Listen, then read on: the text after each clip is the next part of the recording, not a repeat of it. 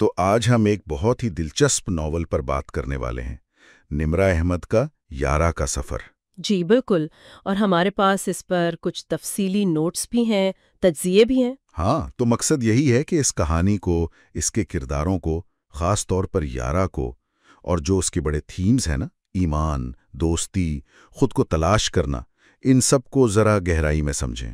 ٹھیک، اور یہ واقعی صرف ایک رومانوی کہانی نہیں ہے جیسا کہ اکثر سمجھا جاتا ہے۔ نہیں، بالکل نہیں، یہ تو اصل میں زندگی کی اونچ نیچ، عقیدے کی آزمائشیں اور خود کو پہچاننے کا ایک پورا سفر ہے۔ تو آئیے ذرا دیکھتے ہیں اس میں کیا خاص ہے۔ اچھا، تو بنیادی معلومات سے شروع کریں۔ ہاں بالکل، عنوان تو ہے یارا کا سفر، مصنفہ نمرہ احمد، اور زبان ظاہر ہے اردو ہے۔ اور یہ بات دلچسپ ہے کہ یہ پہلے ڈائجسٹ میں قسط وارا آیا تھا، کافی انتظار کرنا پڑتا تھا اگلی قسط کا۔ ہاں بالکل، اور پھر بعد میں PDF اور کتابی شکل میں بھی آ گیا۔ موضوعات دیکھیں تو رومانس تو ہے ہی، لیکن ساتھ میں سماجی پہلو، خود شناسی، ایمان، دوستی، تقدیر، کافی کچھ ہے۔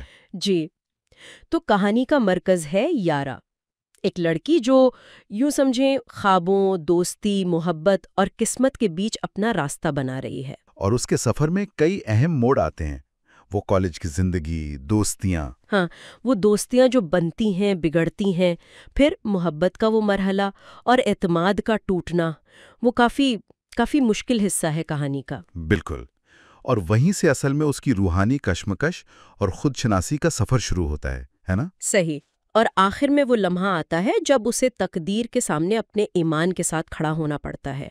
یہ بڑا جذباتی سفر ہے۔ یقیناً۔ اور دیکھیں نا، یہ سفر کوئی سیدھا سادھا نہیں ہے۔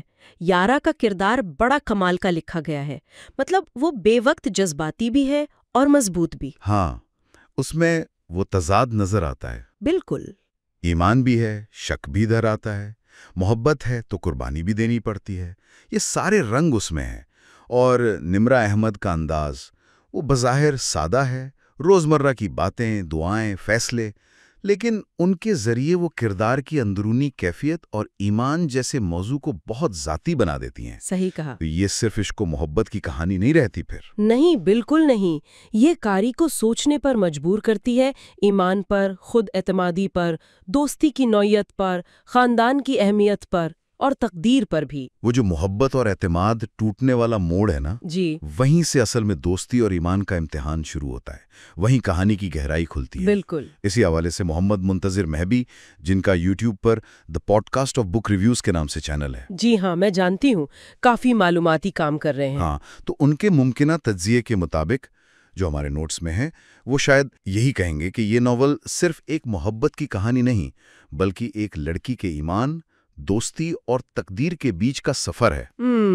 اور یہ کہ ہر چیلنج ایمان کی آزمائش ہوتا ہے، مطلب وہ بھی اسے ایک سطحی رومانوی کہانی نہیں بلکہ ایک گہری خود شناسی اور روحانی سفر کی داستان مانیں گے۔ اور یہ بات سکورز میں بھی نظر آتی ہے جو ہمارے پاس ہیں۔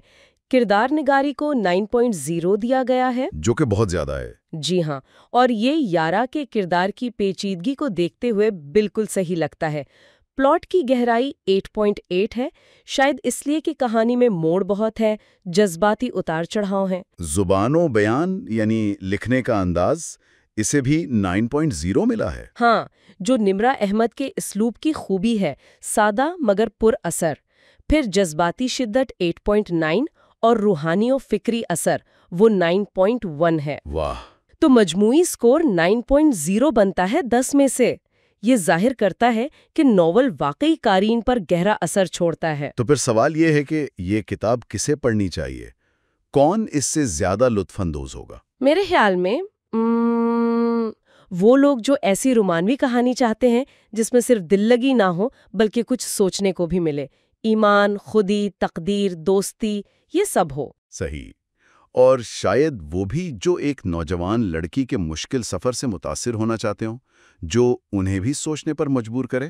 بالکل، یا پھر جنہوں نے نمرہ احمد کے دوسرے ناولز پڑھے ہیں جیسے نمل، حالم، مصحف، اور وہ اسی طرح کی ایک اور گہری جذباتی کہانی پڑھنا چاہتے ہیں، ان کے لیے یہ یقیناً اچھا انتخاب ہے۔ تو آخر میں یہ کہانی ہمیں سوچنے کے لیے کیا چھوڑ جاتی ہے؟ میرے خیال میں سب سے بڑا سوال یہی ہے کہ جب زندگی میں غیر متوقع مشکلیں آتی ہیں تو ہمارا ایمان، ہمارے عقائد، ہمارے فیصلوں پر کیسے اثر انداز ہوتے ہیں۔ اور بھروسہ اصل میں ہم کس پر کرتے ہیں؟ خود پر، دوسروں پر، یا سب کچھ تقدیر پر چھوڑ دیتے ہیں؟ یہ وہ سوال ہے جو یارا کے سفر کو دیکھنے کے بعد ذہن میں ضرور گردش